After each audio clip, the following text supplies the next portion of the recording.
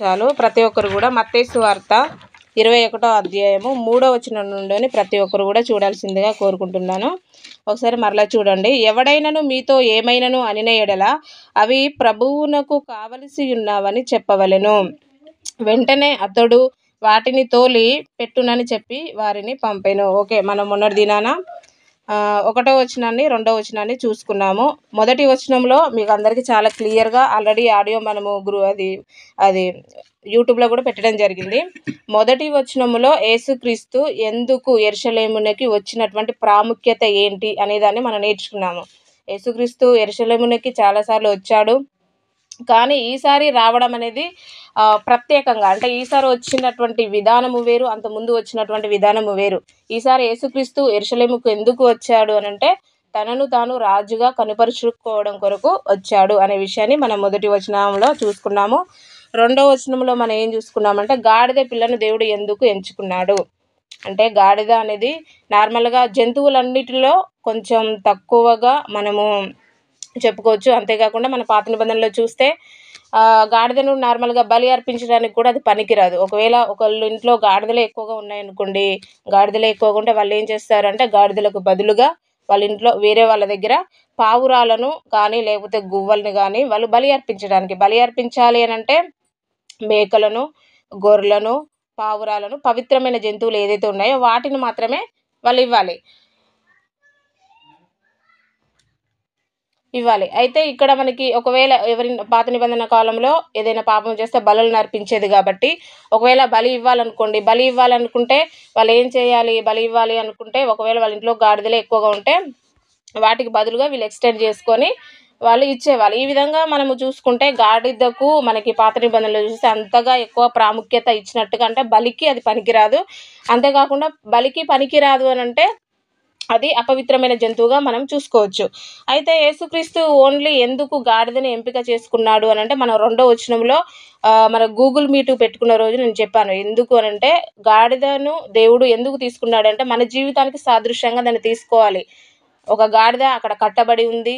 ఆ కట్టబడినటువంటి ఆ యొక్క ప్లేస్లోనే కట్టబడింది అంటే ఏంటిది అని అంటే మన జీవితానికి దాన్ని కనెక్షన్ చేసుకుంటే మనము కూడా అనేకమైనటువంటి పాపాల చేత అనేకమైనటువంటి లోకంలో ఉన్నటువంటి పాపాలకు అలవాటైపోయి మనము కూడా పాపానికి కట్టబడి ఉన్నటువంటి మనల్ని యేసుక్రీస్తు తన యొక్క రక్తాన్ని కార్చి మనకు విడుదల ఇచ్చాడు. అదేవిధంగా ఇక్కడ ఈ యొక్క గాడిద పరిస్థితి కూడా అంతే. అంతకుముందు అది కట్టబడినటువంటి చోట్లోనే ఉంది. దానికి ఆహారం పెడితేనే అది తిన్నది, దానికి వాటర్ ఇస్తేనే తాగడం, కానీ దానికంటూ ఒక స్వేచ్ఛ అనేది లేదు. ఎప్పుడు దానికి స్వేచ్ఛ వచ్చింది అని అంటే యేసుక్రీస్తు ఎప్పుడైతే దాన్ని గుర్తించేసి దాన్ని ఎప్పుడైతే ఆయన రాజుగా కనుపరుచుకోవడం కొరకు ఆ యొక్క గాడిదను దేవుడు ఎప్పుడైతే ఉపయోగించుకున్నప్పుడో అప్పుడు మాత్రమే ఆ గాడిదకు విలువ వచ్చింది. విలువ రావడం అని అంటే అంతకుముందు అది కట్టబడిన చోట్లోనే ఉంది. అక్కడే అది వాష్రూమ్ పోసుకుంటే అక్కడే తిరుగుతూ అంటే భయంకరమైన జీవితము. అదేవిధంగా మన జీవితం కూడా క్రీస్తులోనికి రాకముందు మనము కూడా అనేకమైనటువంటి పాపము అనేటువంటి రొచ్చులోనే బ్రతికాము. మనందరి జీవితాలు కూడా క్రీస్తుని అంగీకరించే ముందుకు ఎలా ఉన్నాయి అని అంటే సేమ్ యాజ్ ఇట్ ఈస్గా అలానే ఉన్నాయి. కట్టబడినటువంటి మన యొక్క జీవితంలో పాపము చేత, సాతాను యొక్క బంధకాల చేత మనందరం కూడా ఒకప్పుడు కట్టబడి ఉన్నాము. కానీ ఇప్పుడు క్రీస్తు తన యొక్క మహాకృపను, ప్రేమను బట్టి మనల్లందరూ కూడా పాప బంధకాల నుండి విడుదల కలిగించి ఇప్పుడు మనందరూ కూడా ఏం చేశాడంటే రక్షణను ఇచ్చాడు. ఆ విషయాన్ని మనం ఎక్కడ 2వ వచనంలో చూసుకున్నాము.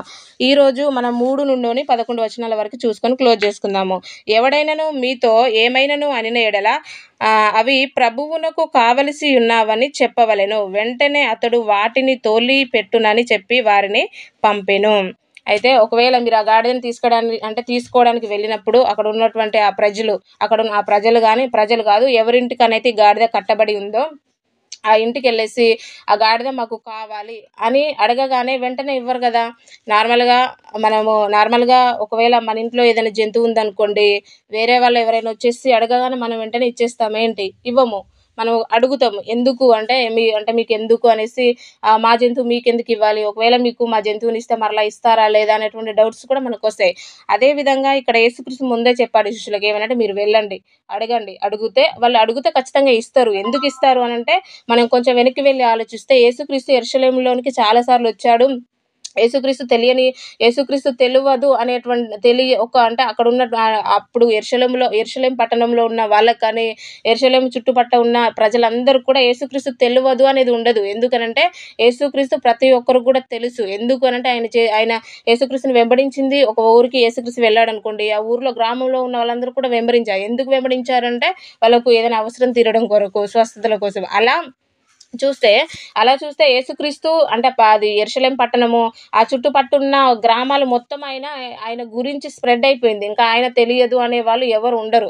అందుకే యేసుక్రీస్తు చెప్తున్నాడు ఏంటంటే, ఒకవేళ మీరు ఎందుకు వాటిని తీసుకెళ్తున్నారు?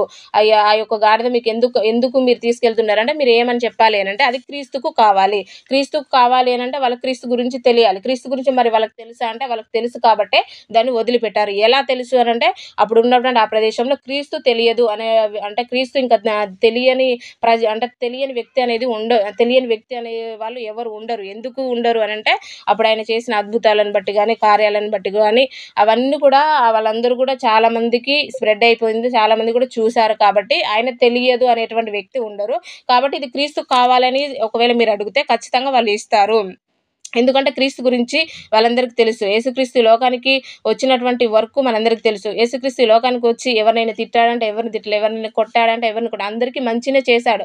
కాబట్టి వాళ్ళందరూ కూడా క్రీస్తు గురించి తెలుసు కాబట్టి ఖచ్చితంగా వాళ్ళు ఏం చేస్తారు, ఇది క్రీస్తు కావాలి అనంటే ఖచ్చితంగా వాళ్ళు వదిలిపెడతారు అనేటువంటి ఉద్దేశం చేత ఈ యొక్క 3వ వచనాన్ని తన శిష్యులకు తెలియజేశాడు. 4వ వచనాన్ని చూడండి. ప్రవక్త వలన చెప్పబడినది నెరవేరునట్లు ఇది జరిగెను. అదేమనగా, ఇదిగో నీ రాజు సాత్వికుడై గాడిదను భారవాహిక పశువు పిల్లయైన చిన్న గాడిదను ఎక్కి నీ యొద్దకు వచ్చుచున్నాడని సీయోను కుమారితో చెప్పుడి. ఎక్కడ మనము ఈ యొక్క 4వ వచనంలో చూస్తే, అంతకుముందు మనకి జకర్యా గ్రంథము 9వ అధ్యాయం 9వ వచనంలో చూస్తే అది ప్రవచనము. ఆ యొక్క ప్రవచనం అనేది ఇక్కడ నెరవేర్చబడుతుంది. ఎక్కడ ఒకసారి చదవండి. జకర్యా 9వ అధ్యాయం 9వ వచనం చదవండి ఎవరైనా.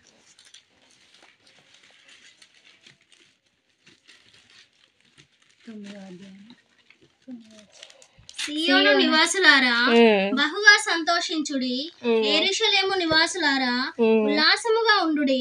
నీ రాజు నీతిపరుడును రక్షణ గలవాడునై దీనుడై గాడిద పిల్లను ఎక్కి నీ యొద్దకు వచ్చుచున్నాడు. ఓకేనండి, చాలు.